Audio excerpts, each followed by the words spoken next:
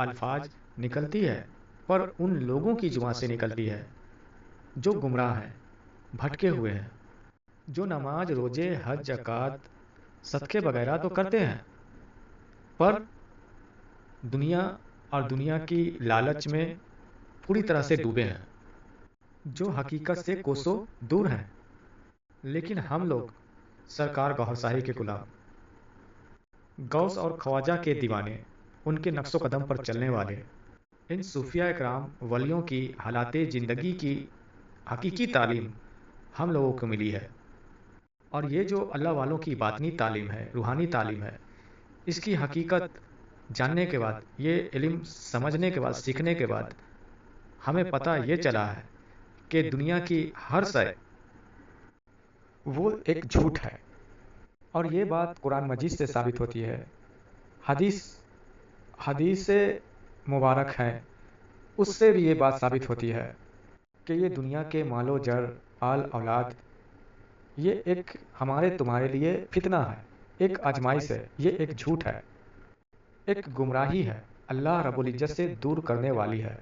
یہ سب جاننے کے بعد پھر بھی ہم اس پر امیدیں رکھیں، امیدیں ٹکائیں، اور پھر یہ دنیا کی نعمتیں جب ہماری ہاتھوں سے چھن جائے، ضائع ہو جائے، تو پھر خداوند تعالیٰ کی بارگاہ میں ناشکری جتائیں۔ تو لہٰذا اسی کو کہتے ہیں گمراہی، راہ حق سے بھٹک جانا۔ ہاں، چھننا تو ہے، ایک روز سب کچھ ختم تو ہو جانا یہ لازمی ہے۔ جو بات جھوٹ ہے، جو شے کی کوئی بنیاد نہیں، جو حق نہیں، تو وہ سدا نہیں رہتا، چاہے وہ دنیا کی دھن دولت ہو، روپے ہوں، پیسے ہوں، آل ہو، اولاد ہو۔ اتہاس کے پنے اٹھا کر دیکھیں، آج تک کسی نے اس شے کو، اس چیز کو، اس دنیاوی نعمتوں کو سنبھال پایا ہے؟ کسی کے پاس بھی ایسی باتیں، ایسی چیزیں ٹک پائی ہے؟ یہ دنیاوی دولت، دھن، جاگیر، آل اولاد، آج تک نہ کسی کے پاس یہ ٹھہرا ہے، نہ ٹھہرے گا، نہ کوئی ٹھہرا پائے گا۔ اگر کچھ ٹھہرا ہے لوگوں کے پاس تو وہ ہے ذات خداوند تعالیٰ، خدا کی ذات، اللہ کی ذات۔ اس لیے کوشش کرنا چاہیے کہ ذات الہی کو، خداوند تعالیٰ کو، اس کی نور کو، اسے ہم جمع کریں، اسے ٹکانے کی کوشش کریں، اور اسی پر اپنی امید قائم کریں۔ اگر کچھ جمع کرنے کی چاہت، ہمارے دل میں امنگ آنی چاہیے، تو اپنے اندر اللہ رب العزت کے نور کو جمع کرنے کی، قائم کرنے کی چاہت پیدا ہونی چاہیے، جو سدا ٹکتا ہے، ٹھہرتا ہے، اور اس بات کی ضمانت ہے، گارنٹی ہے کہ جو اس چیز کو جمع کرنے کی، قائم کرنے کی کوشش کرتا ہے، ٹکانے کی کوشش کرتا ہے، تو یہ اس کے پاس ٹکتا ہے، جو کبھی ضائع نہیں ہوتا، برباد نہیں ہوتا۔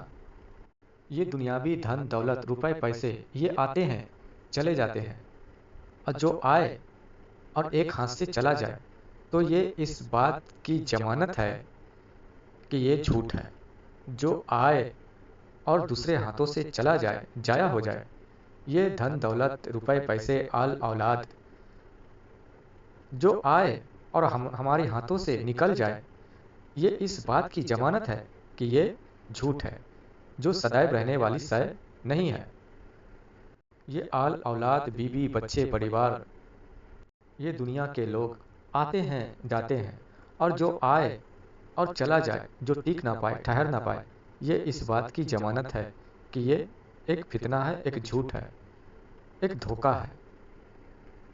لیکن ہمارے معاشرے کا حال یہ ہے، لوگوں کا حال یہ ہے کہ اسی جھوٹ کے اوپر لوگ قائم ہوئے ہیں، اسی پر بھروسہ کرتے ہیں، اسی کو سنبھال کر رکھنے کی کوشش کرتے ہیں، جمع کرنے کی کوشش کرتے ہیں، اور اسی پر آسرا، ایک امید لگائے بیٹھے رہتے ہیں کہ نہیں، ہمارا آنے والا بھوشیہ، آنے والا کل جو آئے گا، اس وقت ہمیں یہ کام آئے گا۔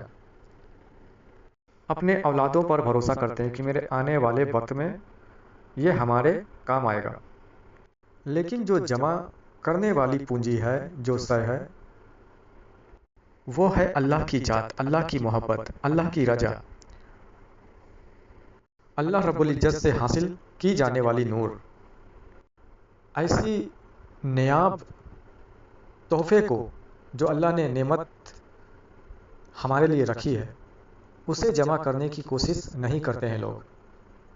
اور اگر لوگ اپنے شعور جگا لیں اور اس چیز کو جو اللہ کی خاص نعمت ہے، اللہ کی جانب سے حاصل کی جانے والی نور، اگر اسے جمع کرنا لوگ شروع کر دیں تو یقین جانیں کہ یہ سدا رہنے والی اللہ کی وہ نعمت ہے جو اس دنیا میں بھی کام آنے والی ہے اور آخرات میں اس دنیا سے جانے کے بعد بھی ہمارے کام آنے والی ہے۔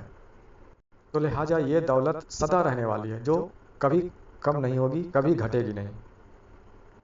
لیکن لوگ ہمارے معاشرے کے باطنی علم سے، روحانی علم سے، اپنی روحانی شعور، آدھیاتمک چیتنا سے کوسوں دور ہے نا۔ ایسے لوگوں کی تو بات کی بات، ایسے لوگوں کو گمراہ کہا جاتا ہے، ایسے لوگ تو گمراہ ہیں۔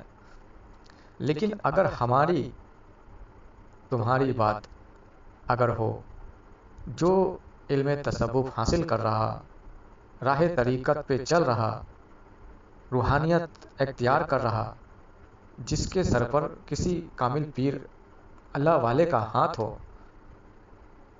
وہ اگر اس طرح کی گمراہیت والی باتیں کرے، اللہ پر بھروسہ نہ کر کے، اپنے مرشد کامل پر بھروسہ امید نہ رکھ کر، اس جھوٹی سے جھوٹی دنیا پر امیدیں ٹکائے، توکل اپنا بنائے، تو بہت ہی شرم کی بات ہے۔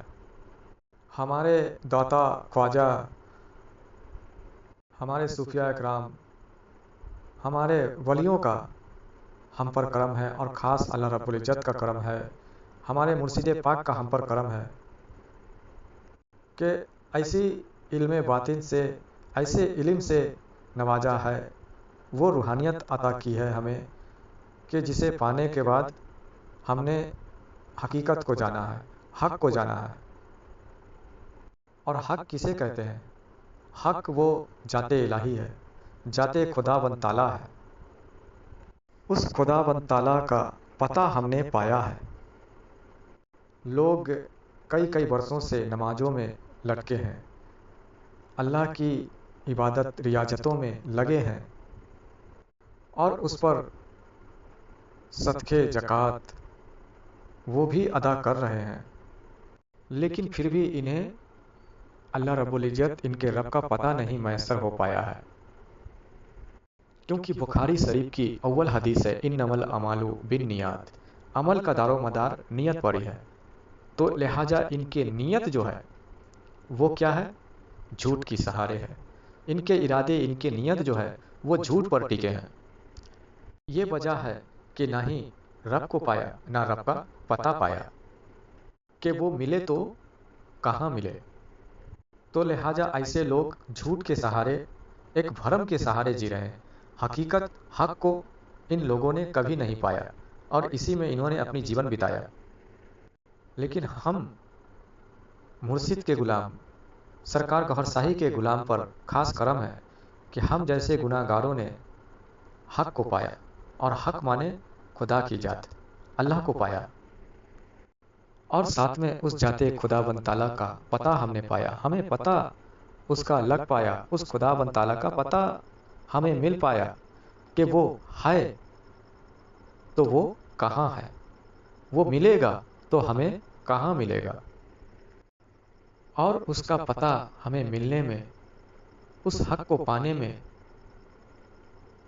جو مین ہمارا بنیاد ہے، جو ہمارا ہتھیار ہے، وہ اسی رب کا فضل ہے، اس کے کرم ہے۔ تو لہٰذا جس کے اوپر اللہ رب العزت کا فضل و کرم رہے گا، اسے ہی اس ذات الہی کا پتہ چل پائے گا، وہ خدا مل پائے گا۔ تو ہمیں پتہ چلا بھی، تو پتہ ایسا چلا کہ وہ اگر ہے بھلا تو کہاں ہے، وہ خدا کی ذات ہمیں ملے گا تو پھر وہ ہمیں کہاں